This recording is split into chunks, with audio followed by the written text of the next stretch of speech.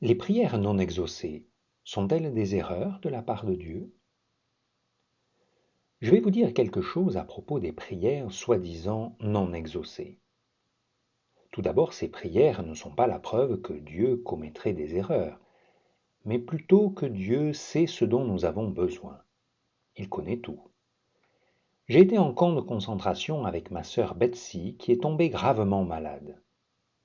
Je l'ai emmenée à l'hôpital du camp et une fois au lit, elle m'a dit: Prie avec moi pour que le Seigneur me guérisse.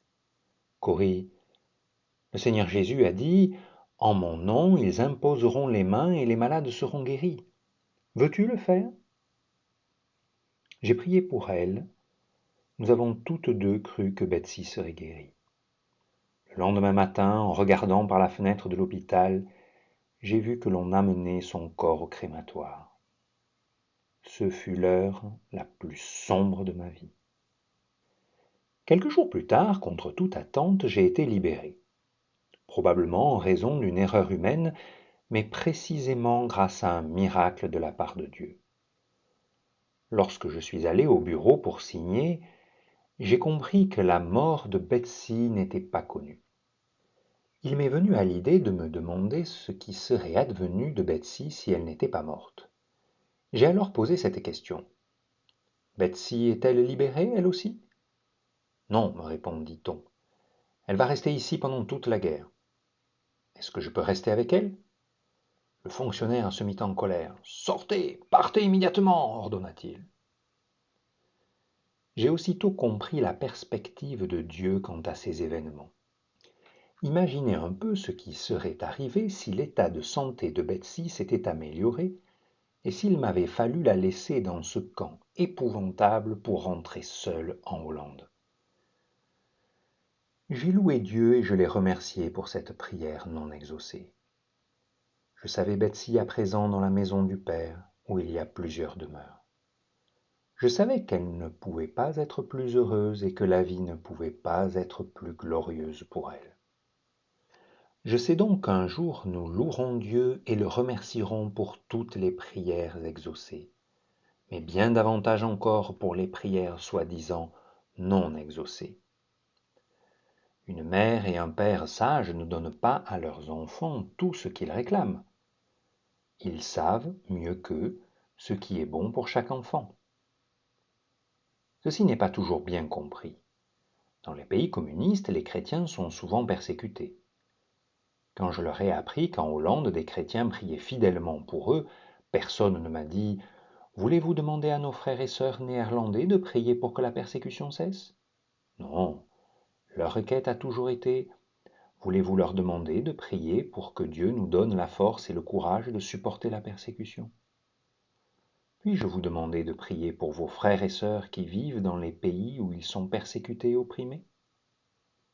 Que dit Paul à propos de la prière tant exaucée que non exaucée? Le texte de Philippiens est très clair.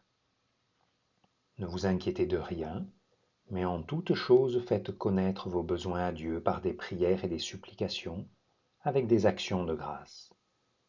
Philippiens 4, verset 6. Et mon Dieu pourvoira à tous vos besoins selon sa richesse, avec gloire en Jésus-Christ. Philippiens 4, verset 19. Paul en fit-il l'expérience? Oui, mais au verset 12, il écrit: Je sais vivre dans l'humiliation et je sais vivre dans l'abondance. Il a certainement demandé à Dieu sa nourriture quand il avait faim. Mais il acceptait la prière non exaucée en adoptant cette attitude: Je puis tout par celui qui me fortifie. Chapitre 4, verset 13. Si vous apportez à Dieu vos requêtes par des prières et des supplications, la paix de Dieu qui surpasse toute intelligence gardera vos cœurs et vos pensées en Jésus-Christ. Philippiens 4, verset 7. Le Saint-Esprit permit à Paul de considérer les circonstances depuis la perspective de Dieu. Dans Romains 8, versets 35 à 39, Paul parle de persécution, d'épreuves et de famine. Rien ne peut nous séparer de l'amour de Christ. Non. En toutes ces choses, nous sommes plus que vainqueurs par celui qui nous a aimés. Rien ne saurait nous séparer de l'amour de Dieu qui est en Christ notre Seigneur.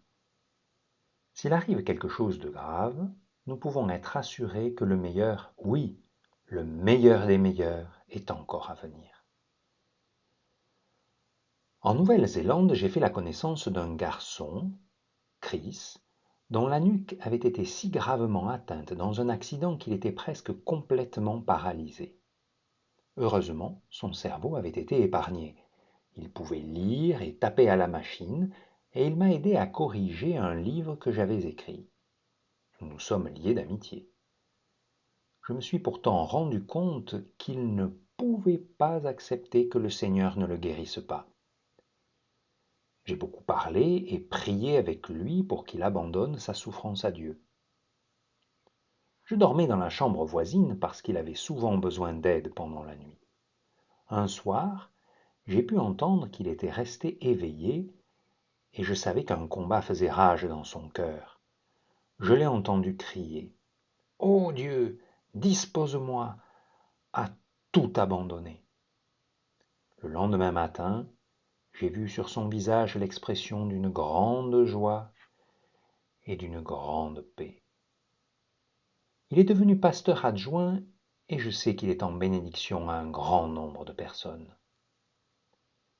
La mort de Jésus sur la croix parut être un fiasco total, mais là, il réalisa tout ce qui était nécessaire à notre salut et à notre rédemption, les vôtres et les miens. Il a porté nos péchés et nos souffrances. Voilà pourquoi il nous est possible de lui apporter nos prières, soi-disant non exaucées, et de les abandonner entre les mains de celui qui a porté sur la croix nos problèmes et nos prières non exaucées. Oui, Alléluia, Jésus a porté notre souffrance et son œuvre est parfaite. Prions. Merci Seigneur Jésus de ce que tu nous as amenés à l'océan de l'amour de Dieu et de ce que rien ne peut nous en séparer. Merci de ce que ton Saint-Esprit nous permet de considérer les circonstances depuis ta perspective, en sorte que nous n'avons pas à craindre, même si la terre devait chanceler et les montagnes se jeter au milieu de la mer, pour reprendre les paroles du psalmiste.